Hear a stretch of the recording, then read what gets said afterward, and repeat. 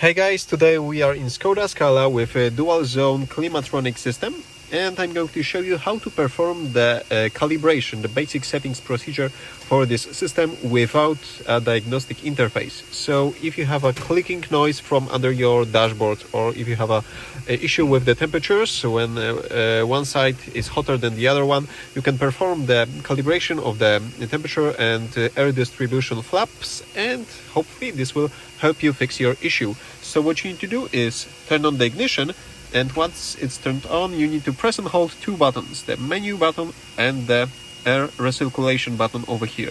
So I'm going to press them at the same time, and after 3 seconds you can see that the rear window defroster and the air recirculation indicators are both flashing. This means that the procedure is actually taking place, and it will last for about 30 seconds. While it's on, you can hear the flaps moving under the dashboard, and you can feel the air distribution changing. So the flaps will switch from the side to the windscreen to your footrest and so on. And once it's done, you can see that the indicators are no longer flashing and the procedure has ended, and your problem hopefully will be fixed.